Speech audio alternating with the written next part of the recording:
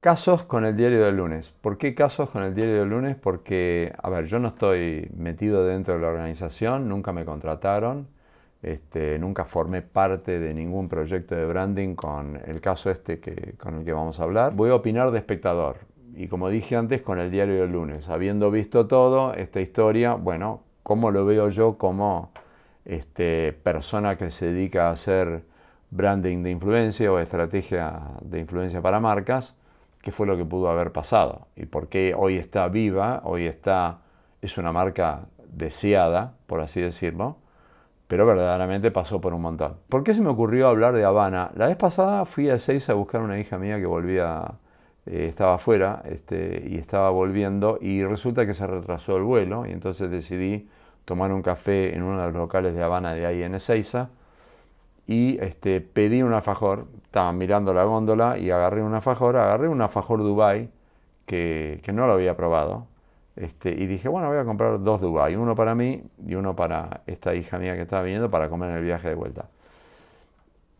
Me senté a tomar el café, abrí el alfajor que me había comprado para mí y dije, wow, esto está realmente muy bueno. Y ahí me empecé a acordar de cuando yo de chico iba a Mar del Plata. Y cuando yo empecé a ir a Mar del Plata yo tenía 6 7 años, esto es en el año 56, año 57.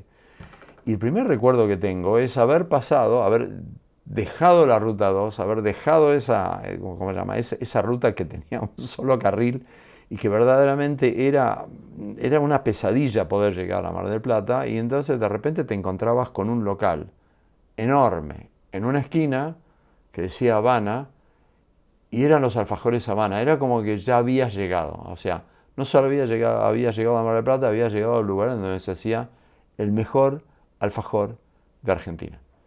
Entonces, y era el único lugar en donde se hacía, y era el único lugar en donde lo comprabas, o al menos en mi memoria, a lo mejor tenían otro local, pero en mi memoria, en el año 56, 57, era el único local, era Mar del Plata, era vacaciones, era rico, era todo lo bueno que puede tener una marca. Y en ese sentido, hoy, analizándolo, esa atracción que tenía, evidentemente estaba jugando con un par de factores muy interesantes, que son los factores de influencia, que son muy interesantes. Uno, el atractivo. ¿Por qué? Porque el producto es atractivo, porque el producto es rico. Entonces, no hay nada mejor que un producto rico para construir una buena marca. El segundo elemento era, y son tres elementos, no dos, el segundo elemento es que era muy auténtico, porque era de Mar del Plata. Entonces, eso lo que hacía era que la gente que sabía hacer alfajores estaban ahí. O sea, no estaban en ningún otro lugar. Y eran ellos. Eso lo hacía muy auténtico y a la vez escaso. Entonces, de recuerdo de la infancia, para mí nace esta idea de atractivo y de escasez. Ahora, si vos agarrás y pensás en una ecuación, tenía los tres elementos más poderosos. Repito, atractivo, autenticidad, escasez, y eso da igual deseo. Una de las mejores fórmulas que para hoy en branding también eso es una de las mejores fórmulas para construir una marca con alto poder de influencia. Pero aparte de eso se convirtió en un ritual. Entonces, no solamente vos llegabas a Mar del Plata, sino que a veces te hacían llegar a vos a Mar del Plata, a tu casa, estando en Buenos Aires. ¿Por qué? Porque en algún momento se puso, era de buena gente. Si vos habías estado en algún lugar de vacaciones y llegabas de vuelta a tu casa y había otros que no habían viajado, o ibas a lo de un amigo, era llevarles de regalo una caja de alfajores Habana. Y entonces elegías el Habana de dulce de leche, el Habana de chocolate, ¿cómo se llama? El que venía con el envase dorado, el que venía con el envase plateado, la caja de surtidos, ¿qué me trajiste? Y era toda una fiesta, porque llegaba alguien y no llegaba solo, llegabas con un regalo, llegabas acompañado, y llegabas acompañado de Habana. Entonces ese ritual del regalo pasa a formar parte también del capital de marca, en donde vos, fíjate que lo que ocurre es que para vos, que recibías el regalo, del otro era un gesto de reciprocidad. El regalo es tradicionalmente un gesto de reciprocidad. Es alguien que te da algo a cambio de nada, a cambio de tu alegría de recibir, ¿no? Y para él le generaba validación social, porque significaba que había estado de vacaciones. ¿Está? O sea, básicamente ese tipo estaba ganando validación social, la persona que te lo traía. ¿Por qué? Porque señalaba que había estado de vacaciones y en dónde había estado de vacaciones en Mar del Plata y qué sé yo. Con el tiempo Mar del Plata dejó de ser el lugar para ir de vacaciones para empezar a aparecer un montón de otros lugares. Pero esta idea de que te traigo algo de regalo del lugar de donde estuve de vacaciones no desapareció nunca. Pero lo que sí empezó a desaparecer fue el deseo específico de tener Habana. Y eso empezó a caer la autoridad de Habana, empezó a caer la escasez de Habana, y con esa pérdida de autoridad, con esa pérdida de escasez y demás, empezó a desaparecer el atractivo. ¿Y cuándo pasó? Y eso pasó en una fecha que yo no me acuerdo con precisión cuál fue la fecha, pero fue a mediados de los años 90, en donde en la Argentina, en la época de la convertibilidad, había muy buenas marcas argentinas que estaban en el mercado y casualidad estaban siendo compradas por un grupo que se llamó el Grupo Excel. Yo no trabajé para Excel cuando tomó la marca Habana, pero sí trabajé para la marca Fredo y sí trabajé para la marca Fargo, que también la había comprado el Grupo Excel en su momento. ¿Cuál era la consigna del Grupo Excel? El Grupo Excel había leído con bastante precisión que había muchas marcas argentinas muy buenas que de alguna manera gozaban de muy buena salud en el segmento de alta gama o en el segmento de gama media alta, en donde vos lo que tenés es la posibilidad de cobrar un plus de precio respecto de tus competidores porque tenés argumentos muy sólidos. Por ejemplo, tenés un argumento de calidad de producto, tenés una cierta escasez, tenés bastante autenticidad porque resulta que se considera que vos sos muy bueno haciendo esto. Y la fórmula de Excel fue masifiquemos. Luz amarilla. Cuando vos masificás, lo que evidentemente tenés que hacer es estar seguro de que la masa de gente a la que vas a ir ya no solamente empieza a pagar un plus de precio, sino que tiene que pagar un precio accesible. Bajar el precio significa verdaderamente controlar los costos. Controlar los costos significa muchas veces empezar a cambiar de proveedores. Cuando cambias de proveedores, a veces cambia la calidad de lo que recibís a cambio. Y a veces también tenés que cambiar la calidad de la materia prima. Cuando vos cambiás la calidad de la materia prima, indefectiblemente impactás en producto.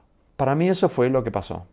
No tengo seguridad de que eso haya pasado, pero lo que seguro ocurrió fue que en la conversación social se estaba diciendo de que la calidad de Habana ya no era la misma. Y no puede haber peor cosa que ocurra de que empiece a aparecer un boca a boca de que la calidad de tu producto está realmente perdida. ¿Por qué? Porque como vos no tenés forma de poder medir calidad, sino que la calidad es una percepción, más hoy que no tenemos forma de medir la calidad de las cosas que compramos porque no tenemos tiempo, porque no tenemos las especificaciones, basta con que aparezca alguien con un rumor, alguien con cierta autoridad, con un rumor que diga, no, Habana ya no es lo mismo, y Habana ya no era lo mismo, chao, la marca se pinchó. Y los datos que tengo es que de una cifra cercana a casi 50 millones de dólares por la que se compró, se terminó vendiendo por 5 millones, 6 millones, 3 millones, una cosa así, o que la volvieron a comprar, la compraron entre comillas regalada. Hay que pensar que esa venta se produjo, creo yo, cerca del año 2003, en donde ya había explotado la Argentina y el dólar se había disparado por 4, con lo cual probablemente el grupo Excel, que seguramente había salido a pedir préstamos, se vio en figuritas para poder agarrar y pagar la deuda que tenía. Con lo cual, los que la compraron dijeron, bueno, puede ser una buena oportunidad. Pero ¿qué fue lo que pasó? O sea, ¿cuáles son las claves que yo veo de la reconstrucción de la marca? Yo creo que lo que hizo muy bien Habana, o sea, que no la dejó morir, es que, porque realmente se podría haber muerto, la marca podría haber desaparecido o podría haber entrado en estado de irrelevancia, o sea, haber entrado en un coma de commodity y ser un denominador más, porque la diferencia grande que tiene una marca de valor con una marca denominativa es que la marca de valor lo que genera es el plus de precio. O sea, tracciona con influencia y tiene plus de precio. Esa es la diferencia muchas veces que la gente no se da cuenta que, o decís, tengo una buena marca, depende. O sea, es conocida, sí, pero ser conocida no garantiza un plus de precio. Habana tenía notoriedad absoluta, total, con lo cual, desde ese punto de vista de ser conocido, tenía un capital potencial. ¿Por qué potencial? Porque todavía tenía que volver a construir el deseo, volver a construir la idea de escasez. Y eso se construye con dos situaciones que a mí, o con tres factores que me parece que son importantes. ¿Cómo vuelvo a ser atractivo? ¿Cómo vuelvo a generar la idea de escasez? ¿Y cómo vuelvo a tener validación social? ¿Y qué significa esto en un producto de consumo masivo? A ver, el atractivo en consumo masivo lo ganás con sabores nuevos, con estéticas nuevas, con algo para probar, con extensiones de líneas atractivas y que de alguna manera te posicionan nuevamente en la mente de la gente para que la gente tenga ganas de acercarse nuevamente a la marca. La otra es la validación social, que significaría que, ok, la gente empieza a comentar de esto, los compara, empieza a llevarlo de vuelta de regalo, pero la gran clave que yo creo que acá surgió es la idea de la escasez. Si no lo compras ahora, si no lo conseguís ahora, no vas a poder probarlo. ¿Y eso se puede hacer en consumo masivo? Porque eso se logra en lujo con bastante sencillez. Vos podés agarrar y decir partida limitada. Pero en el mundo de lo masivo eso es bastante contracultural, o al menos yo recuerdo de dos marcas, otra marca aparte de Habana es Toddy. Toddy hizo esto realmente muy bien. Pero Habana volvió a hacerlo, o sea, no es que volvió a hacerlo porque por ahí no lo hizo en base a lo que estaba haciendo de Toddy, y yo no lo sé. Mi diario del lunes no me dice si copiaron a Toddy o no, pero básicamente lo volvieron a hacer con lanzamientos acotados. Como por ejemplo el lanzamiento del alfajor Mar del Plata. El lanzamiento del alfajor Mar del Plata, que solo se podía conseguir en Mar del Plata, es una movida brillante de marca, porque vos volvés nuevamente a recuperar ¿qué? Pero aparte tiene sentido. No es la escasez por la escasez, es la escasez por volver a recuperar el origen. Y entonces, si solo está en Mar del Plata, te vuelve a anclar el hecho de que son de Mar del Plata.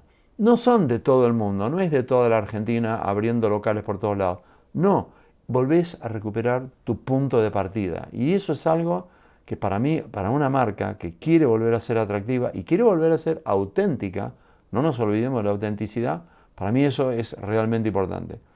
Y la otra es poder empezar a salir, por ejemplo, con cosas bastante contraculturales, por ejemplo, el chocolate con sal.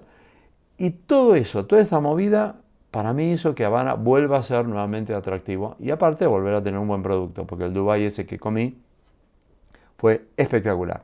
Un capítulo aparte antes de cerrar, y después quiero hacer un wrap-up en función de qué nos enseña Habana para aquellas marcas que prácticamente está llegando a los 100 años, porque Habana se fundó en el 40 y pico, creo, si no me equivoco. La identidad visual de Habana y el trabajo que hizo Fontana Diseño alrededor de los años 2012, 2015, si mal no recuerdo, encabezado por Rubén Fontana, que es un diseñador famoso de la Argentina, que tiene una trayectoria maravillosa en el mundo de la tipografía, en el mundo de la estética tipográfica. Habana eligió a Rubén Fontana, a Fontana Diseño, para que le haga el rediseño de identidad y el rediseño de toda la línea de packaging en su momento. ¿Qué fue lo bueno de esto? Y a ver, quiero hacer un comentario antes de llegar a mi conclusión acerca de lo de Fontana Diseño, que para mí quedó realmente fantástico, que es lo siguiente. Las marcas con valor no hacen revoluciones visuales de marca, hacen evoluciones de marca. Coca-Cola no cambió en todos estos años.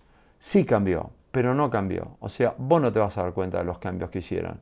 Pero si agarrás la primer caligrafía de Coca-Cola y agarrás la caligrafía de hoy, y te vas a dar cuenta que la esencia no cambió. Lo mismo pasa con IBM.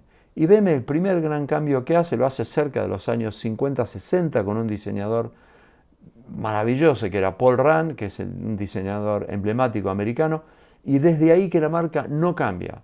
Apple no cambia desde que le hicieron el rediseño en los años, creo yo, 80 y pico, que sacaron las 4 bandas de color para pasar a ser monocromática. Desde ese momento no cambia. Shell cambió muy poco. O sea, las grandes marcas no cambian. Y Habana hizo eso. Esa coronita que tenían y ese escudo que tenían lo volvieron a resignificar. La tipografía, que era una tipografía que tenía un poquito de ornamentación, pero tenía una esencia interna que la vamos a ver, no cambió tampoco. Con lo cual, lo que hicieron es, mantuvieron consistencia, mantuvieron autoridad perceptual y se volvieron nuevamente auténticos. Entonces, cierre, para mí, Habana es hoy una marca con influencia. ¿Por qué? Porque construyó deseo con atractivo y escasez nuevamente. Ese atractivo y esa escasez volvieron a aparecer. Simbolizó reciprocidad y hoy también vuelve a simbolizar reciprocidad. Esa de idea, te llevo de regalo una Habana, hoy lo volvés a llevar. En un momento dado eso se hundió, cayó en un pozo, hoy de vuelta lo haces. Para mí recuperó legitimidad con autoridad, porque se volvió nuevamente una autoridad en el mundo del alfajor, y renovó su vitalidad con una innovación controlada. Estas partidas limitadas, esta especie de provoquemos la escasez, porque la escasez garpa, y bueno, y sigue vivo porque sigue representando algo que siempre necesitamos, que es un momento bueno en medio de la vida. Y yo creo que Habana sigue representando esto, un momento bueno en medio de la vida. Si te gustó el podcast, puedes seguirnos en Amazon, Apple, Spotify y YouTube.